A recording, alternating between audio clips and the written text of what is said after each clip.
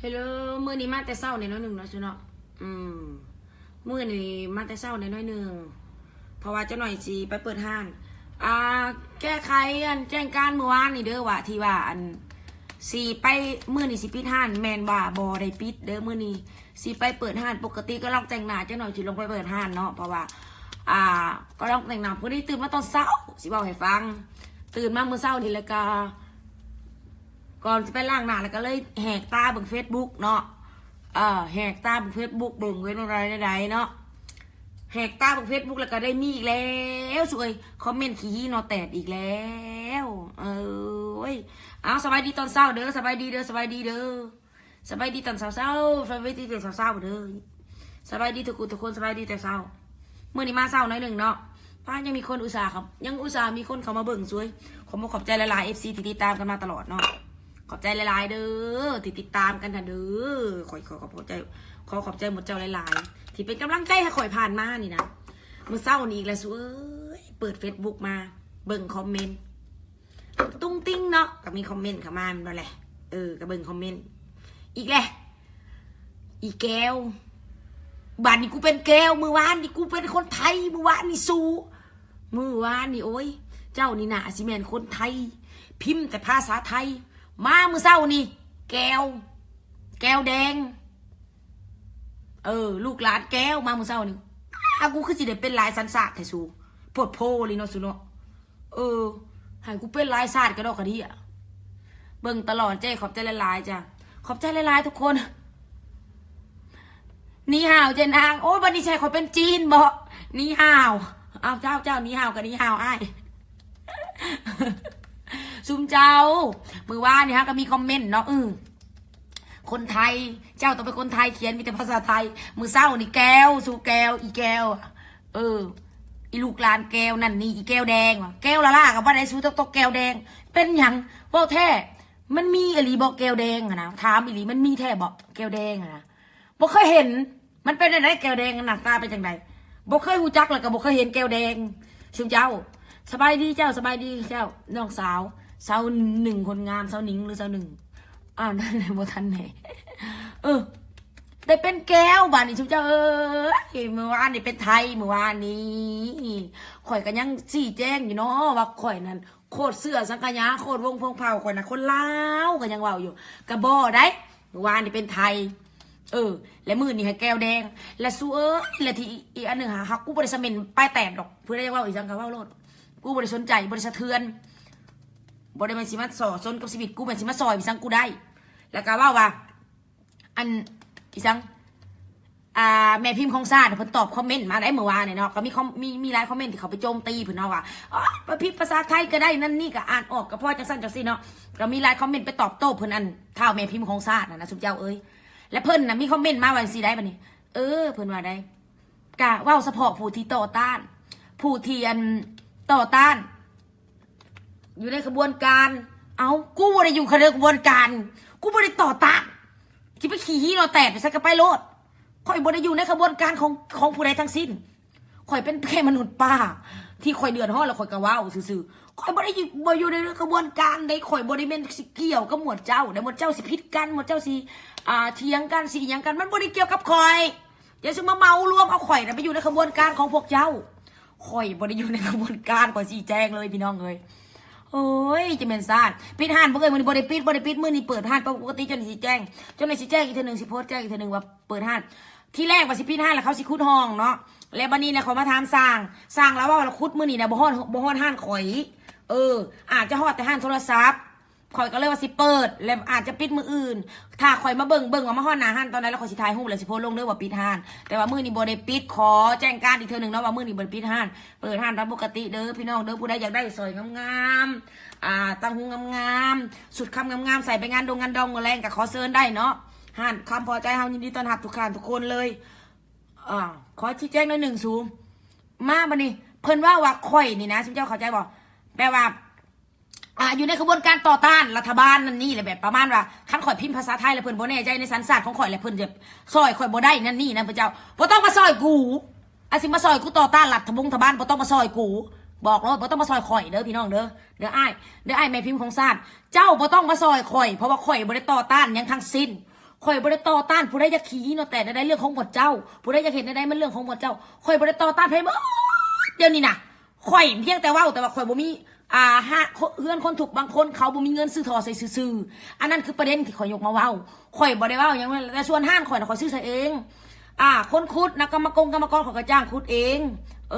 ที่จริงนะมันบริเวณเรื่องของข่อยหรอกมันเป็นเรื่องของอันฮิปหรือว่าป๊อกที่เป็นเจ้าของบ้านลาวน่ะต้องเป็นคนซื้อใส่แต่ว่าข่อยคิดว่าห้านข่อยเนาะข่อยกับพ่อซอยได้ข่อยกับซอยซื้อข่อยบริวารเท่าใดบริวารยังจะไพ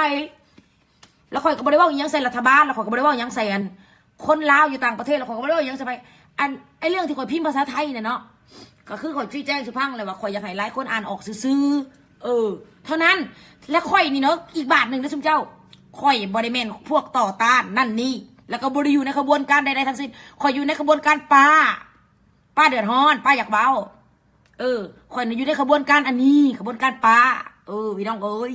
เด้อผู้ใดเห็นคลิปข่อยนะซุมเจ้าแค่ข่อยเนี่ยข่อยเลยวิ่งนำดิบางทีแบบเขาบอกเขาไอ้ที่มาไล่สดแต่เช้าๆนี่ย้อนยังหอนหูบอกข่อยไปหูว่าเพิ่นอยู่อเมริกาข่อยสิเอาซุมเจ้าพังอันเท่าแม่พิมพ์ของศาสตร์นะซุมเจ้าข่อยก็เลยลุกมาเว้าแต่เช้าย่าเพิ่นรับก่อนเขาว่าตอนเที่ยงมันสิเที่ยงคืนเนาะอยู่บ้านเขานะข่อยเลยย่าเพิ่นรับอันซ้ำนี่มันสิเป็น6 โมงแรงบ้านเพิ่นเด้บ่ได้กูต้องเว้าแต่เช้าบางทีเพิ่งเลิกเวียกเลิกการมาเพิ่นสิได้ฟังข่อยเว้าอยู่ในขบวนการขี่หีพี่สั่งข่อยน่ะบ่ได้อยู่ในขบวนการใดแม่นเจ้เห็นคันว่าความจริงผัดว่าต่อต้านเจ้า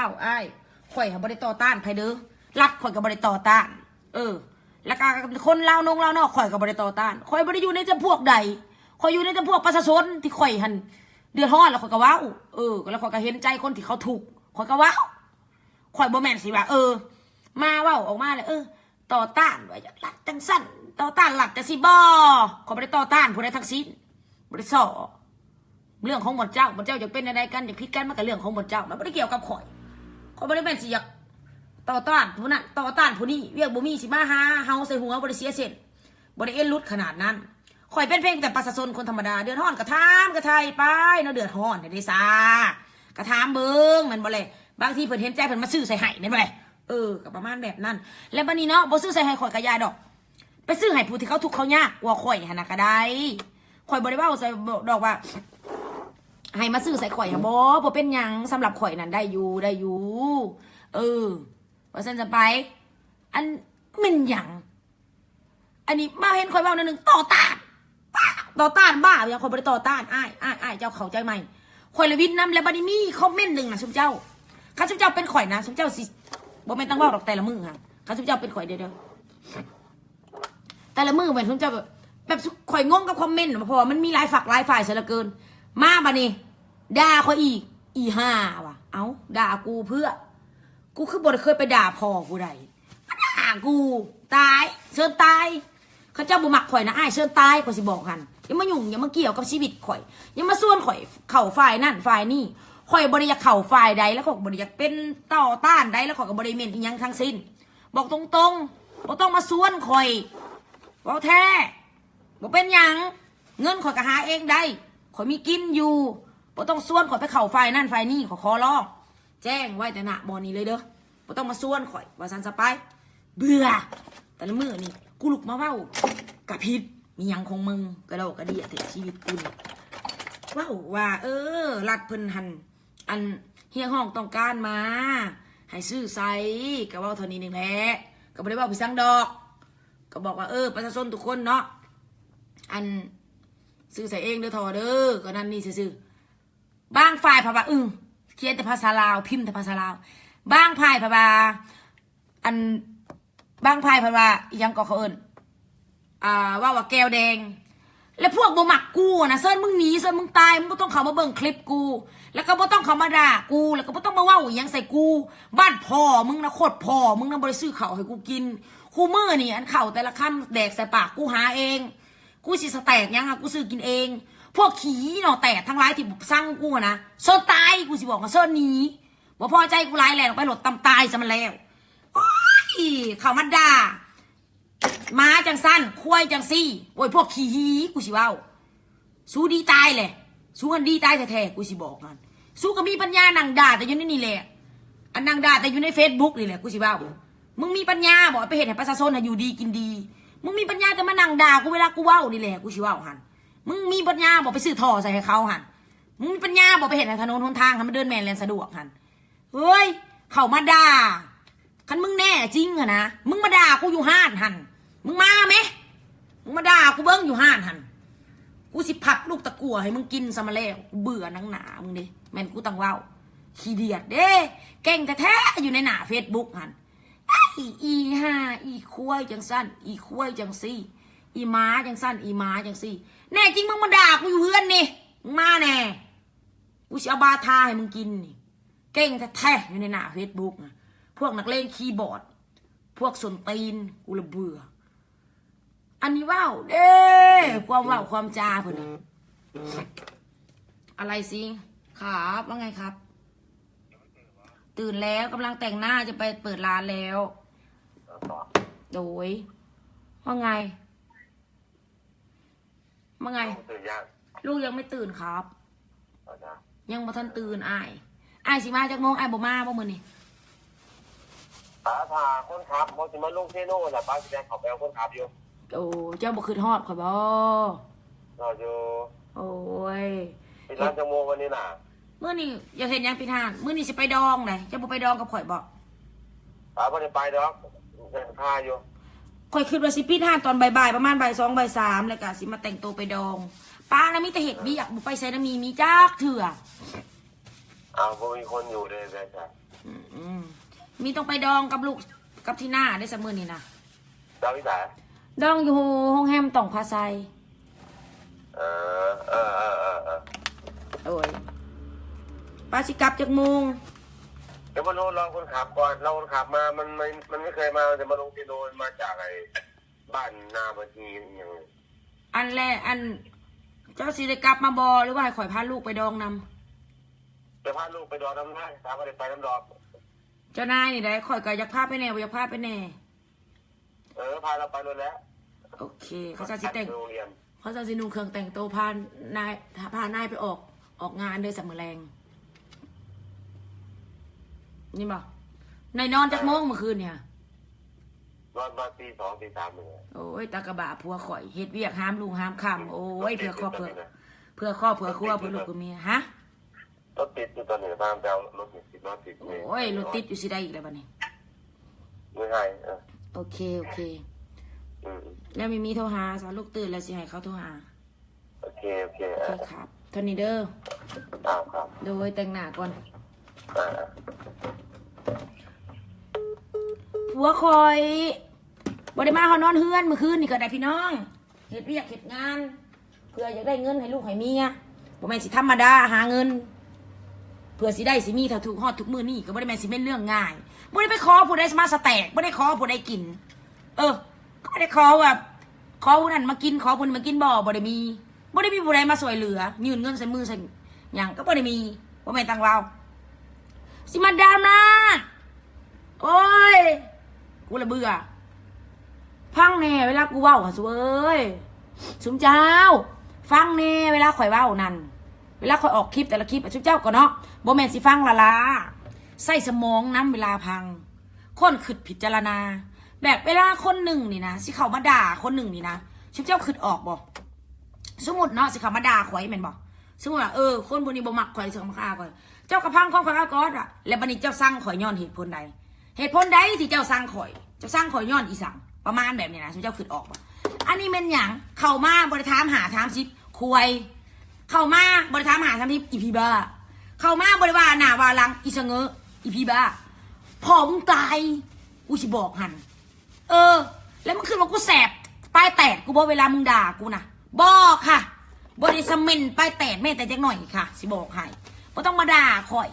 เพราะว่าซุ่มเจ้าเลยนะพวกที่ด่าข่อยนี่นะมันบ่ได้อยู่ในเศษเสี้ยวมันสมองของข่อยพวกเจ้าเป็นคนที่เป็นแค่อันเขาเอิ้นนะเป็นเสียงหมาเห่าสร้างเขาเอิ้นว่าแบบเฮ็ดยังบ่ได้แต่เห่าได้แต่ฮ้อนได้แต่ด่าคือออกบ่แบบประมาณแบบนั้นซื่อๆเป็นแค่เสียงหมาเห่าสร้างเจ้ามีปัญญาอีสังซ้ำข่อยบ่ปัญญาซุมเจ้าบ่ได้มีว่าซั่นซะไปอันนี้ว่าใส่พวกที่มันเข้ามาด่าข่อยเด้อหมดเจ้าที่ฟังอยู่บ่เกี่ยวข่อยด่าพวกที่ มันเขามาว่าใส่ข่อย แบบเหมือนมันเป็นแค่แบบว่าม้าแบบเห่าซื่อๆนะแต่ว่าม้าเห่าเนี่ยมันบอกกัดพี่น้องเลยม้ากัดมันบอกเห่าสิบอกให้อันนี้ไม่ยังเข้ามาโอ้ยอีพี่บ้าเข้ามาแล้วกันอีควายตายคันพี่บ้านะหาเงินได้สำกูนี่กูว่าเขาบ้าบ้านเมืองแล้วบ้านนี่ฮะแต่ละมือข่อยบ่แม่นว่าสิได้อยู่ซื่อๆทั้งข่อยทั้งผัวหาเงินบ่แม่นว่าสินั่งปิ้นหีตีแตกอยู่บ่ได้หาเงินหาคำจังได้จังมีสำทุกมือนี่ได้มีกับบ่แม่นรักว่าร่ำรวยบ่ได้ร่ำบ่ได้รวยขนาดนั้น แต่ว่าได้มีพออยู่พอกินบ่ได้ไปขอไผว่าซันสไปเท่านั้นบ่แม่นว่าได้มีแบบรวยแฮงเดี๋ยวมันบ่แม่นได้มีพออยู่พอกินบ่ได้ไปยืมไปบ่ได้ไปขอไผแบบประมาณแบบนี้นะอันนี้โอ้ยเข้ามาแล้วจักมึงจะเข้ามาเบิ่งกูอย่างกูก็บ่เข้าใจแล้วมึงจะเข้ามาเบิ่งกูเพื่อคันมึงบ่มักในหนังหนากูเลยจะเข้ามาเบิ่งกูเพื่อหยังบ่มักกูก็เส้นตายเส้นหนีแต่ชีวิตกูนี่วนวายไปสั่งเขาก็เห็ดปากกันนี่เนี่ยแบบบ่มักเขาเนี่ยเขามาเบิ่งเขาสมองโง่แล้วเขามาเม่นให้เขาด่าโง่ก็โง่ผลึกเป้าแท้โง่ก็โง่พิลึกพิลามผลึกพลือสิบอกให้จักพี่สั่งโบมักเขาแต่ว่าเขามาเม่นให้เขาด่ามีแล้วเผยแพร่ลายแล้วงามแจกอังเปาแม่พี่สั่งเข้ามาให้แจกอังเปานี้แน่มาส่อซนกับชีวิตบริแจกจะเบิ่งกับเบิ่งตายหยามันวายเพียงคู่มือนี่ว่าวกับเมื่อยพอแห้งเลยอินเทอร์เน็ตกับเปลืองของเจ้าของน้ำก็ซื้อกินเองบริมีอะไรมาซื้อให้ยังเฉยมาแจกอังเปาอยู่เฮ้ยนี่แน่บนวายพี่ช่างกระดอกกระเดียไปหาเอาเองเงินหน่อยจะมาขอเป็นลายนี่เนาะทาขอบตรงขอบตาซะก่อนเดี๋ยวจะเต็มคิวนี่เนาะจากระแต้มง่ายบริยากเรามันเป็นน้ำซอคันมีซอดีแต้มง่ายคันซอส่วนตีนนะแต้มยากสิบอกให้ห่อใส่แล้วเมื่อกี้เดี๋ยวก็ห่อใส่แล้วเลิฟยูเจ้าขอบใจละลายเนาะแล้วก็สำหรับพวกที่บ่มักกูนะกูบอกเลยเชิญตายหนีแต่ชีวิตกูนี่หันอย่าชิมาเบิ่งกูมึงต้องมาเบิ่งกูคำมึงบ่มักกูหันแล้วสิเบิ่งกูให้พี่สั่งเบิ่งเพื่อเขามาเบิ่งเขามาด่ากูให้พี่สั่งกูเว้ากูก็เว้าในเฟซกูแล้วกูก็บ่ได้ยืมเงินซูนะมาใส่อินเทอร์เน็ตเว้าอันนี้จักพี่สั่งเข้ามาแล้วก็ด่าเจ้าโว้ยตลกเขาบ่ได้ตลกได้ขอว่าความจริงจักแม่นพี่สั่งเดี๋ยวขอแต้มคิวแป๊บของงึบปากแล้วแต้มคิวแป๊บเพราะว่าขั้นปากมันตีงอยู่คิวมันจะตีงนำเพราะคิวมันตีงนำเนาะแล้วมันก็สิแต้มบ่ได้เนาะน่ะเห็นบอกมันหลินหน้าบ่ได้ขอแต้มคิวแป๊บต้องใส่สมาธิในการแต้มคิวถึงเป็นธรรมดาเฮากระถือคือกันแต่พวกว่าวรับหลังจักมันว่าวรับหลังมันว่าวรับหนาหูแต่มันตั้งเฟซปลอมมาสอสนตีนบาดนี้บักหาอีหาได้ที่เขามาด่ากูนี่แบบตึงขึ้นมาแล้วด่ากูสิบล็อกแมมทีมมดแสดงว่าพวกมันนี่บริอยากเบิ่งกูเพราะฉะนั้นแล้วเซิร์นมันหนีแล้วกูสิกระสิบล็อกมันทีมมดว่าซันสไปวนวายกับชีวิตกูปสิมาสอซนไปจังกระเดากระดีป้านเพิ่นซื้อข้าวให้กูกินตายคุดห้องเงินกูซื้อใส่เองเด้อโทรหามันให้มาซื้อใส่สะงื้อไม่หีเขี้ยวแตกระเบิดอยู่นี่วนวายได้เจ้าไหนเขาจกห้องหน้าบ้านนี่ก็เอารถเขาหน้าบ้านเขาเฮือนบ่ได้ได้นี่เลยคนเห็นกำลังเดือดร้อนอารมณ์กับบริดีเป็นใดคนกำลังเดือดร้อนหูจักที่อารมณ์มันบ่อยากคอยดีปันใดส่อโซนเด็ดตบได้หลังมือส่อได้วนวายพอกูตื่นพอกูนอนมึงพอแป๊บพอกำลังบรรทุกท็อปมือนี่พออยู่เปิดมานอนน้ำข่อยมือนี่ป้าเพิ่นไปอยู่ปกติเป็นคันป้าเป็นอยู่นอนกอดกันสวีกันสวีทประสันเนาะข่อยหันขอบใจเด้อที่สำหรับพวกเจ้าเลยนะที่หูจักเหตุจักพลแต่หูจักว่าข่อยเว้านี่มันแนวใดเลยค่ะมาเบิ่งข่อยแล้วก็แบบให้กำลังใจข่อยนั่นนี่นะแต่เว้าลีไหมสำหรับพวกส่วนตีนขี้เฮียนบ่พอใจข่อยข่อยบอกโลดเชิญตายเชิญนี้แต่ชีวิตกูนี่ไปเชิญตีเชิญตายเป็นตั้งว่าเพิ่นมาว่ามันด่าเขาอยู่ในเฟซคือเขาแสบหีนี่อันแค่มึงด่ามันบริสเมนปลายแตดกูจักหน่อยกูจะบอกมันบนวายไปสั่งป้านซื้อเขาให้กูกินสเขียนคิวเกือบลืมเห็นว่าน้องออดประทวนว่าเขียนคิวนะลืมแล้วนะเดี๋ยวเขียนก่อนแป๊บนึง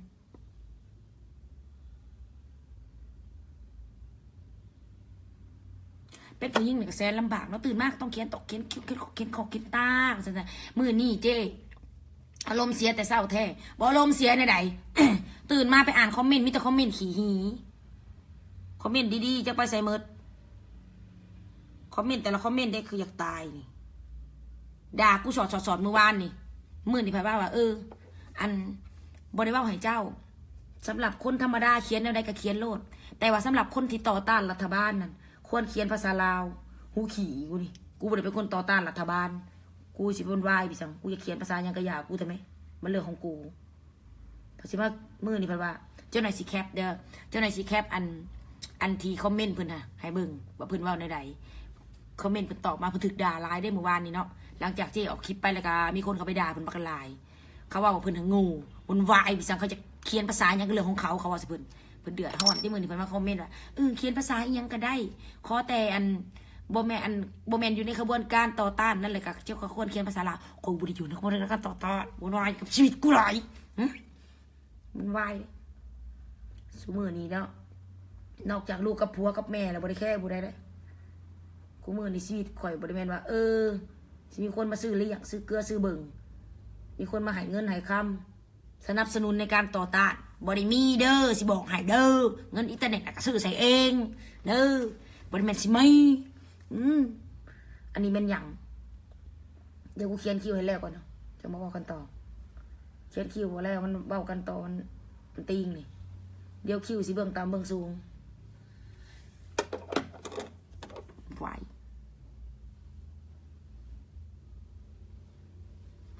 บ่แต่งงามร้ายก็ได้ดอกเจ้าเลยผู้บ่าวสิมักเอาธรรมดาเนี่ยเจ้าผู้บ่าวสิมักมันสิยากผู้บ่าวนี่ก็ได้ใช้อีกเลยอันแต่คิวกันบ่เห็นมาติตายหากูก่อนหาก็เด้อพี่น้องเด้อโอ้ยนมเฮียเดี๋ยวใส่แพ้แป๊บนี่สิได้แล้วบัดนี้อันแต่คิวอะไรตายหากูอ้าวชิบหายแล้วกูมันคือบ่เห็นบ่เห็นอะไรได้แหละบ่ได้โตเลยได้นี่กวดยังไฟสนาก่อนไฟบ่ฮอดเลยจนในสิแต้มคิวบ่เพียงนี่แต้มคิวก่อนแป๊บนึง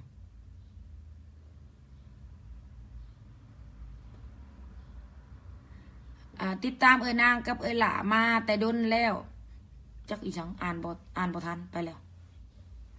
แต่งลายมีผัวแล้วก็อยากกูมีผัวแล้วกูก็อยากแต่งห่วยเฮ็ดขี้ไล่ๆบ่ม้อยก็บ่แท้บ่ได้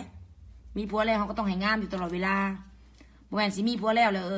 เฮ็ดแบบปล่อยป้าละเลยขี้หลอกขี้ไล่บ่ได้เฮามีผัวแล้วเขาก็ต้องงาม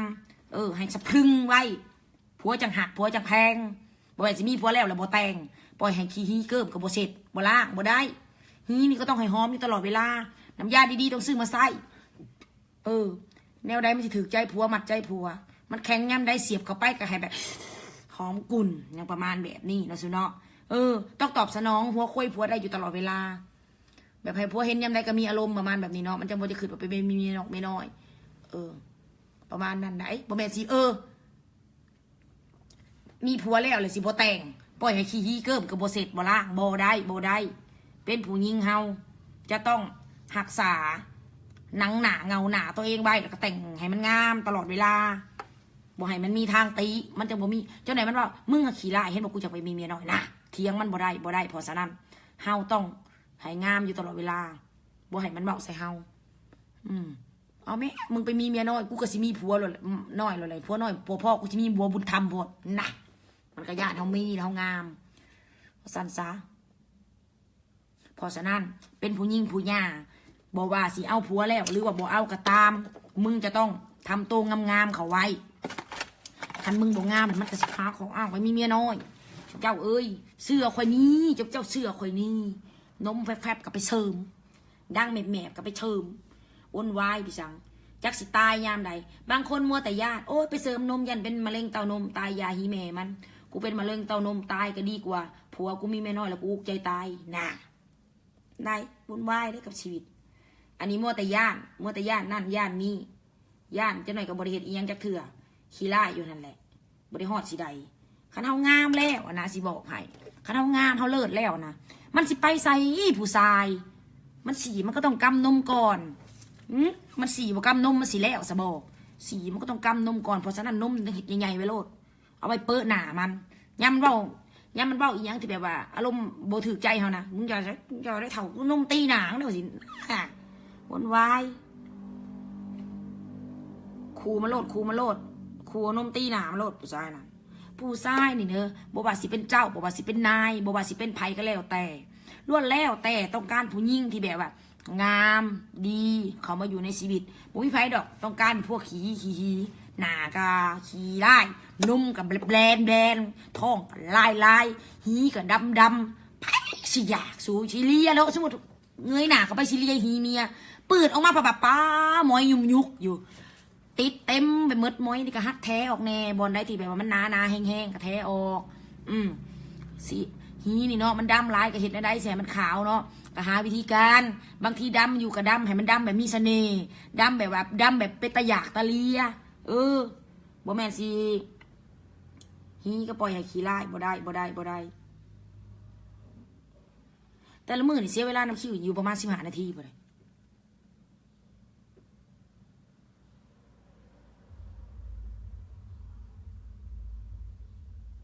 เจ้าเป็นคนที่มักให้คิ้วเป๊ะเห็นยังแล้วคันคิ้วบ่เป๊ะแล้วก็บ่ม่วนบ่คักคิ้วนี่ต้องเป๊ะมันติดเป็นนิสัยแล้วนี่เนาะย่ามผัวสิเขามาดมหีนี่ก็ต้องให้หอมเขาไว้ก็ต้องให้หอมเขาไว้ย่ามผัวสิเขามาดมหีนี่บ่แม่สิเปิดสินกันละตายหีเหม็นบ่ได้น้ำหอมอันไหนดีๆซื้อมาใส่สู่ล่างสู่กวดออกมาว่าสั้นสไปให้มันเป๊ะอยู่ตลอดเวลาคนเฮาเนี่ยมันเป๊ะอยู่ตลอดเวลาเสื้อข่อยนี้สุเจ้าเมื่อกี้นี่กูยังว่าเรื่องคอมเมนต์ว่าไปว่ามาฮอดเรื่องหีซะงั้นกายเรื่องคอมเมนต์แล้วไปฮอดเรื่องหีแล้วตอนนี้นะขอโทษน้ำเด้อที่ว่าบ่สุภาพแต่ว่าผู้ใดอยากฟังก็ฟังบ่อยากฟังก็เซิร์นหนีเด้อเซิร์นตายเด้อสุเจ้าเด้อวนวายกับชีวิตข่อยได้เพราะเรื่องฮีละล่าค่ะขนาดหักบ่ได้เนาะคือมันบ่สุภาพเซิร์นตายไปโลกสวยทั้งอื่นยังมาโลกสวยอยู่นี่ไปอยู่ในธงดอกมะลิผู้เด้ออย่ามาอยู่ในธงดอกอีนางนี่เนาะน้ำหอมนี่ข่อยบริสอราคาแพงตะกี้สีดแล้วคิ้วเดี๋ยวนี้บริคิ้วมันลึงสีดยางกายพวนสะบัดสุดใจเนาะสุดเครื่องนุ่งเนี่ยมันทำว่าสวยมันไหวเด้คิ้วสวยเจ๊ขอบใจจ้าขอบใจคิ้วนี่เนาะมันก็คือมงกุฎของหน้าผู้ชายนี่เวลาเขาเบิ่งผู้หญิงนี่เขาบ่แม่นว่าสิเบิ่งแบบผ่านๆเลยผู้หญิงผู้ใดที่เก็บรายละเอียดได้หลายที่สุดเขาก็ต้องรู้ว่าในห่างกายนี่ก็ต้องเก็บรายละเอียดเส้นเดียวกันอย่างเส้นเนาะสมมติว่าผู้หญิงนี่เนาะแบบว่าปล่อยให้หัวยึงพึ่งเหมือนบอกกินโตเหม็นน้ำบ่อาบหรือว่าใส่เครื่องเก่าที่แบบว่าบ่ได้เปลี่ยนบ่ได้ซักแล้วก็เหม็นเนาะฮีก็เหม็นเวลาเขาเบิ่งผู้หญิงปุ๊บผู้หญิงจำพวกนี้เขาหู้แล้วว่าสกปรกและเขากระสิเมินบอกตรงๆเลยว่าแล้วเขากระสิเมินแต่สำหรับผู้ใดที่แบบว่าเอาใจใส่ห่างกายตัวเองอย่างเช่นว่าหูจักหักษาตัวเองหูจักแบบว่าแต่งโตหรือว่านั่นนี่มันหูเลยว่าภายในก็ต้องเป๊ะคือกันภายในก็ต้องหักษาคือกันมันเป๊ะมันหูจักโลดผู้ชายน่ะมันหูเลยว่าภายในก็ต้องหักษาคือกันบ่แม่นว่ามันสิเฮาสิหักษาแต่ทั้งหน้างามเลยหีเน่าประมาณแบบนั้นบ้านเห็นเฮาหักษาหน้าปุ๊บโอ้คนผู้นี้ขนาดหน้ายังหักษาขนาดนี้แล้วหีมันสิหักษาขนาดใดนะมันเว้าแบบนั้นได้ผู้ชายบ่แม่นสิลอกบ้างไหมหัวยึงพึ่งผู้ชายมันก็ต้องขึ้นขนาดอันหน้ามันยังบ่นั่นยังบ่อยากล่างแขวยังบ่อยากพัดหัวมันยังบ่อยากวีหีมันก็ต้องบ่อยากล่างคือกันมันขึ้นจังสิเสื้อคอยนี่ต้องให้เป๊ะๆเขาไว้บ่แม่นตั้งเว้าเดี๋ยวขอแต้มอายไลเนอร์แป๊บ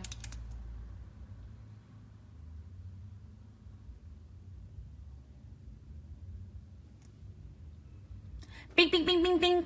งแต่ละมือตื่นมาแล้วก็ที่รักเขาแต่งหน้างามบ่แบบเถ่าแล้วนะสูก็ตายเลยยังมาลูกมาอ่อนอ้อสอดได้สูแบบทั้งเถ่าทั้งที่ถามได้สูที่รักที่จริงเนาะผัวมันก็แบบประมาณว่าแบบกูเห็นหน้ามึงทุกมือนะกูแต่งนะมึงมันเป็น10 ปีแล้วกูเห็นหน้ามึงทุกมือนะอีเถ่าแต่แบบ ก็ด้วยความที่แบบว่า เขาเห็นความตั้งใจในการแต่งโตวของเฮามันก็สิมีย่องแน่งามเลยที่รักอุ้ยสวยแน่สูในใจมันคืออีเถ่ากระยามันคือเฮาบ่ได้ยินเห็นบอกไปเห็ดเบี้ยเมื่อคืนนี่บ่ได้มานอนเฮือนแต่ว่าตื่นมาโทรแต่เช้าๆทำงานหรือยังตื่นหรือยังลูกตื่นหรือยังเห็นบอกแล้วนั่นไหน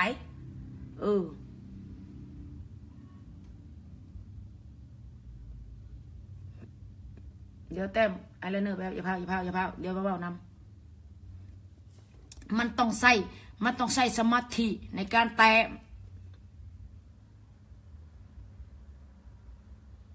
หางก็ต้องยาวอะไรก็ได้ธรรมดามือนี่ธรรมดาเฮ็ดอีหยังก็แล้วแต่ซุมเจ้าเฮ็ดนั้นมันเป็นเอกลักษณ์โตเจ้าของเอกลักษณ์ของเจนางคิ้วต้องเป๊ะเอกลักษณ์ของเจนางคนอื่นบอกปัดแก้มแป๊บนี่สวยสะพรึงเนาะซื้อเนาะให้มันดอกแดงเฮาต้องจับจุดพิเศษของผัวเฮาไว้ว่ามันนี่มักคนแบบใดมือนะเจ๊ผัวเจ๊ว่าที่หลักเจ้าคือปัดกอกปัดแก้มให้มันแดงเนี่ยแสดงว่ามันบักให้กูปัดแก้มกูปัดเลยตอนแต่ก่อนสี่กันมันบ่ค่อยบายนมมันเป็นอย่างบ่บายนมกูที่จริงนมน้อยนะอย่าตอนยังบ่ได้ไปเสริมนมที่จริงนมน้อยมันก็บ่มีแนวให้บายแบบกำไปเห็นแต่หนังแบบสินะกำไปแบบบ่เห็นยังมืดกำเห็นแต่หนังเห็นแต่หนังว่ามันนี่ต้องหมักคนนมใหญ่โลดที่หลักเมียไปเสริมนมเด้อบ้าขอบันหมักคนนมใหญ่ได้เปล่าคนนมใหญ่อูเซลกันหลักไปมือนะเนาะหลักไปเสริมนมมาใหญ่แบบนี้เดี๋ยวนี้สี่การโอ้ยพี่น้องกำแต่นมดูจุ๊บแอนเดเห็นบอกแต่กี้บอกว่าบ่หมักคนนมใหญ่โอ้ยบัดไปเสริมมาแล้วย่องว่าสั้นป้านน่ะบอกว่าบ่หมักขี้อย่าไปเชื่อมันผู้ชายมันขี้ตัวมันตอแหลมันเว้าซื่อๆว่ามันบ่มักหันไปเสริมมาหันมันก็กำทั้งหมดแหละสี่ผู้ได้สี่แต่ก็กำใส่นมมาก่อนบ่มีดอกผู้ชายสี่ฮีแล้วบ่กำนมนะเจ้านมนี่เป็นปัจจัยหลักในการมีเซ็กคันผู้ใด นมบ่ใหญ่นี่ถือว่าอัตราต่อรองนี่มันจะหน่อยลงแต่ผู้ใดนมใหญ่นี่อัตราต่อรองก็จะหลายขึ้นเสือใจมันหนาวนวายไปเสริมมาเดี๋ยวนี้สอได้ปะบอกบ่มวนเอานมตีหนาได้เมียปะอยู่บ่เทียงได้เดี๋ยวนี้บ่เทียงแต่กี้นี่เทียงเฮาเดี๋ยวนี้วนวายได้ปะวะเจ้าจะมาสอกคอยได้ปะว่าบ่มวนร้ายแท้ว่าบ่มวนเอานมตีหนาได้นางวะมีดว่าเมียบอกว่าเมียจะเอานมตีหนามีดบ่กล้าเทียงเมียแต่กี้โอ้ยเทียงเมียบอกยังเทียงเมียแล้วก็การที่เฮางามนี่นะชุมเจ้าการที่เฮางามนี่นะอัตราต่อรองมันหลายเวลาเฮาเว้าอย่างนี้อัตราต่อรองของเฮานี่ต่อที่มีต่อคนอื่นหรือกับผัวตัวเองก็ตามมันหลายอัตราต่อรองเพราะว่าเป็นยังจังหวะในนั้นเห็นบ่คือเขาเห็นคลิปเปรียบเทียบคนขี้ไล่กับคนงามคนขี้ไล่ว่ายังกระพีคนขี้ไล่หาว่ายังกระพีไปหมดคนเอางามว่ายังกระถือนี่คือเหตุผลเพราะฉะนั้นเฮาต้องงามเขาไว้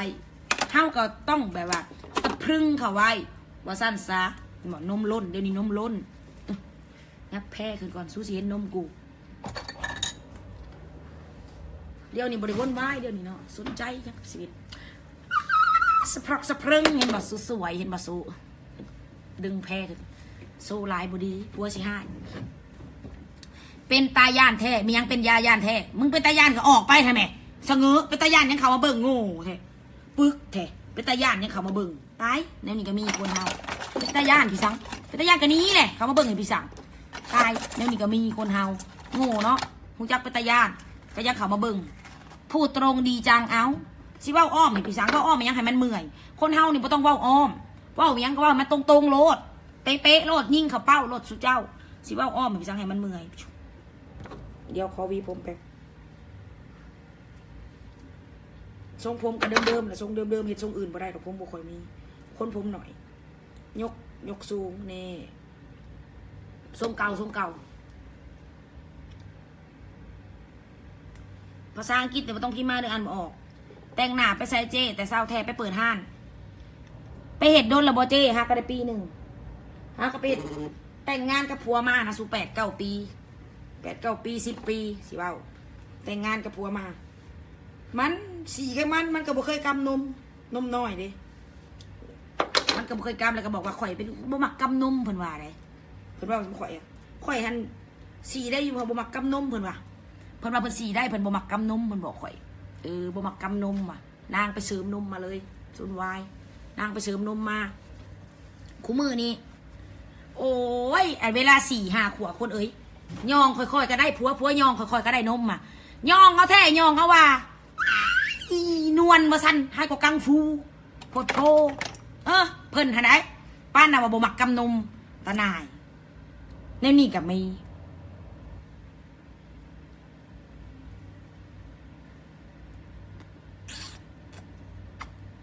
เนี่ยถ้าหลอกถ้าไล่ลิฟต์ใช่แล้วมันก็งามแหละผู้หญิงเฮาเนี่ยเห็นไหมมันงามๆเนาะปากกะสีกะงามหน้ากะสีกะงามนมกะสีกะงามเนาะแน่เบิ่งผู้ขาวสวยขาวสลวยสวยเก๋เป็นธรรมชาติผัวมันเห็นมันมาแต่เห็ดเวียกอาบน้ำนั่งกับท่านผู้แล้วแลนใส่สะพรึงนะจ๊ะสิบอกให้ผัวกันเนาะแลนมาหอมเราเลยเจ้าเอ้ยล่ะว่าขักดีข่อยนะนางโมเมนล่ะอ้อมให้เมื่อยเห็ดยังแมนบ่แมนแล้วอ้อมให้เมื่อยไปจังไอ้หนุ่มวุ่นวายไปจังกับชีวิตบ่ต้องอ้อมแลนใส่โลดบ่ต้องอ้อมผัวเขามาเนี่ยก็แลนใส่เราเลยวุ่นวายแต่งตุ้มมาตอนแรกก่อนมาเมื่อเล่นกันล่างคักทาน้ำหอมมันหอมทาโลซ่านเนี่ยมันหอมเวลาเขาดมเขามาดมกันมันจังหอมสันตัวสั่งสิไม่เห็ดโตแบบแหลกเลวเนาเหม็นมันจะเป็นไปได้สบอกเป็นผู้หยอกผู้ยิงทำตัวให้มันสวยๆเขาไว้ผู้ชายดิเด้อผู้ใดก็ต้องหมักงามผู้ใดก็ต้องหมักงามผู้ชายนี่ใส่สีหมักขี่ได้ฮีเม้นไฟสีหมักบ่มีดอกคนหมักเสื้อข่อยนี่เจ้าเสื้อข่อยนี่ว่าเราไปใส่เสื้อผ้าก็ได้สุดเจ้าปะเนี่ยตุ้งตะตุ้งตวงพอเต้นไรไปใส่เสื้อกับมันเนี่ยผัวหัวไล่สดเลยให้เขาเห็นนมครึ่งหนึ่งวันนี้ผัวหายแล้วนี่ใส่เสื้อผ้าแป๊บสวยนะจ๊ะสวยนะจ๊ะสวยผัวเจ้มาแกล้งแหดแต่เศร้าเลยมื้อนี้เล่าบ่ได้มาแกล้งแหดแต่เศร้าแต่เล่าเมื่อคืนนี่บ่ได้มานอนเฮือนเดี๋ยวตั้งกล้องก่อนไม่ไล่สุดตั้งแต่เช้าๆแต่6 โมงไล่นำแต่งหน้านำกำลังสีใส่ไปเอาเสื้อซ้อนมาให้ใส่หน่อยไปนุ่มลูกสาวเบะศพบอกนมลูกสาวเบะศพเอาเสื้อตัวใดดีตัวธรรมดาตัวได้ธรรมดาเสื้อแต่ละตัวบ่ค่อยมีตัวธรรมดาส่งเลยจ้ะส่งธรรมดาเสือธรรมดาพ่อได้ส่งกับเสือเลยมื่อนี้เขาบอกแรดเด้อแต่งตัวแบบธรรมดาขอใส่เสื้อซ้อนแป๊บมาเบิ่งนมกูอีกนี่ใส่เสื้อซ้อนแป๊บว่าวเป็นตาอยากเลยว่าวในได้ว่าวเป็นตาอยากหมักเจนางขอบใจจ้ะว่าวในได้ว่าวเป็นตาอยากได้ว่าวซื่อๆกับว่าวเป็นตาอยากดาได้ว่าวเป็นตาอยากสั่งชุบเนี่ยเสียลูกซ้อนลงมาคันเอาเสื้อซ้อนใส่อะไรกันดึงแพรออกนี่เขาบริถือว่าเป็นอนาจารเขาเอิ้นว่าธรรมดาเพราะว่ามีเสืออัดหัวนมไว้แล้วก็เลยถือเป็นธรรมดาตะตุ่มตวงดึงแพรลงมาได้เพราะว่าใส่เสื้อซ้อนแล้วเนี่ยสะพรึงวุ่นวายพี่สั่งนมงามโซ่เนี่ยร้อยหนึ่งก็สิเป็นอีหยังนมงามแม่นบ่แล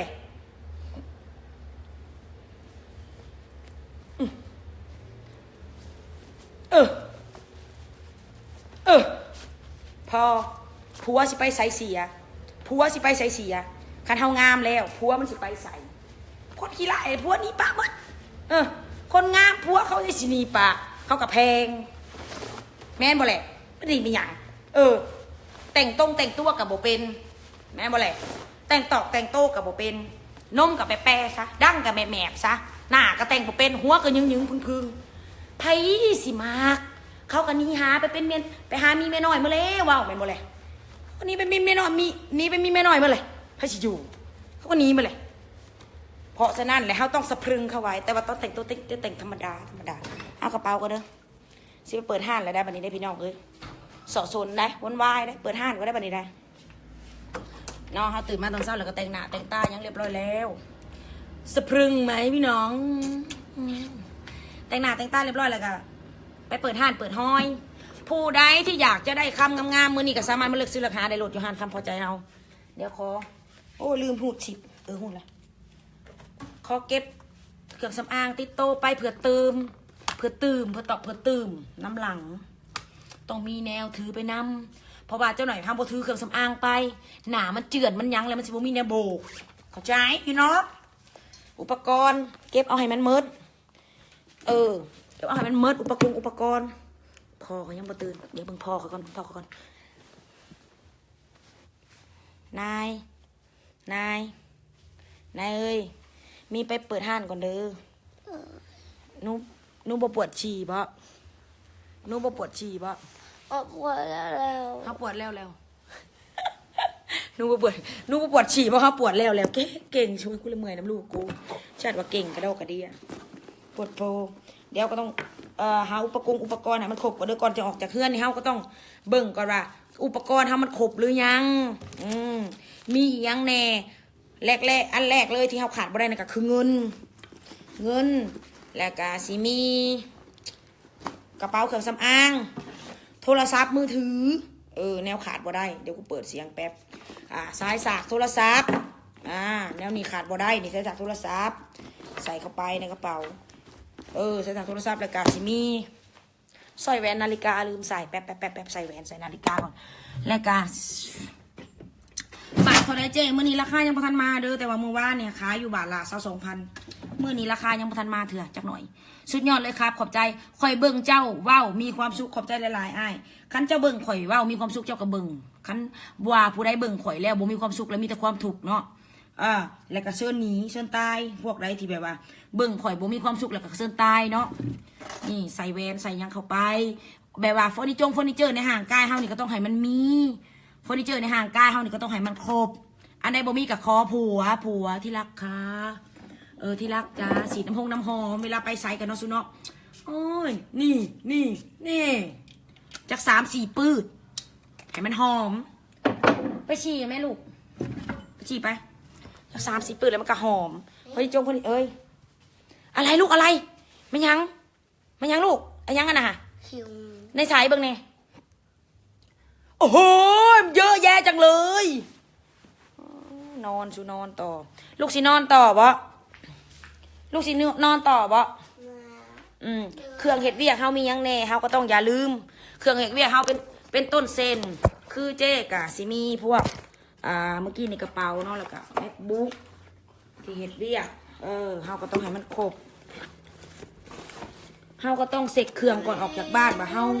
อย่าลืมนั่นลืมนี่ประมาณนั้นนะยังลูกฟันว่าแนวใดฟันว่าแนวใดลูกเฮาฟันก่อนฟันว่าแนวใดนี่เก็บอุปกรณ์ให้หมด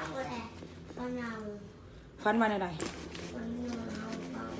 โอเคมื้อนี้เจอกันอยู่ห้านผู้ใดมาห้านก็เจอกันอยู่ห้านเด้อเดี๋ยวตอนเที่ยงไปไล่สดอีกรอบหนึ่งแง่ในไหนแง่ขี้หูเบิ้งสิแง่หันตุงตุยมีไปก่อนเด้อมีไปทำงานก่อนเด้อหนูอยู่บ้านก็ดำก็ติ๋มเด้อโอเคบ๊ายบายกู๊ดบายอุปกรณ์ครบไปได้บ้านี้หน้าปะที่หน้าปะลูก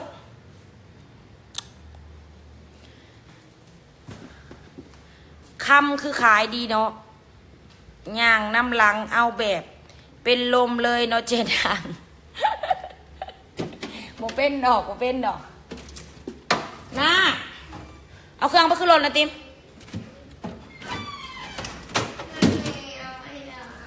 อะไรใช้คนบ่ได้เอาไอแพดเจ้าอยู่ใส่ไอแพดน้องอยู่ใส่เดี๋ยวไอแพดเอาน้องไอติมเด้อไปล้างหนาก็จะมาหลินเด้อล้างหนากินข้าวก็จะหลินอะไรนะฮะเขาแง่ขี้ตาออกแล้ว วันไหนๆก็ เอาคีตาออกเลย เก่งมากแล้วลูกก็ต้องแปรงฟันถ้าลูกบ่แปรงฟันแล้วแขวลูกสิเน่าลูกต้องแปรงฟันใส่ดูฟันสิดูฟันสิยิงแขวอุ้ยหาเบิ้งเหม็นจังเลยเหม็นจังเลยแปรงฟันนะลูกเด้อหนูแปรงฟันแล้วหนูก็กินข้าวแล้วลูกยังเล่นเกมโอเค ไม่ โดย เขาแกะคีตาออกแล้วนะ แกะขี้ตาออกบ่ได้หมายความว่าคนเฮานี่มันสิสะอาดแกะขี้ตาออกก็จะต้องล้างหำก่อนมันสิเหม็นหำเบิ่งดูหำมาใหญ่บ่ ไม่ใหญ่ บ่ได้ใหญ่หำใหญ่หรือหำน้อย ทำรอ หำน้อยหำไผใหญ่ ทำปลาใหญ่ เจ้าคือหัวหำปลาใหญ่เจ้าเห็นซะบ่ เห็น ใหญ่บ่ เห็น ใหญ่ซำใด ให้ทำปลา ให้หำ แนวนี้ก็มีสูเป็นลูกไผนี่อายตายเลย มีไปทำงานก่อนเด้อคนเก่งเด้อลูกอย่างงอแงเด้อลูกไปอาบน้ำเด้อโอเค ไม่เอานี่ ลินมีใส่ลูกลินลูกอาบน้ำแล้วลูกมาลินเด้อโอเคโอเคครับบ๊ายบายไปแม่พาลงไปอาบน้ำไหมอาบน้ำให้น้องเด้อไปก่อนเซ็ตกระเจกูมือวานนี่กระเจห้าหน้าเอ้ยหน้าเบิ่งดูกระเจห้าอยู่น้ำลูกบ่อยู่ในกระเป๋าบ่แม่คือว่าเอาใส่กระเป๋าในกระเป๋าเบิ่งดูจักไปลืมจักไปหอดห่านแต่มีกระเจไข่ห่านมีกระเจไข่ห่านเขาห่านแล้วพอแห้งบาทเท่าไรเมื่อนี้บาทละ22,000แต่ว่าราคาเมื่อนี้ยังบ่มาราคาเมื่อวาน22,000เขาใส่เกือบแป๊บหนึ่งเกือบก็ต้องแบบกีฬาเนี่ยน้อยหนึ่งไปใส่มาใส่มันจะคล่องมันจะแค้วเพื่อว่าคนเราบ่ถือใจอยู่ในตัวเตะปากมันโลดวุ่นวายเห็นบ่ลูกเห็นบ่อ้าว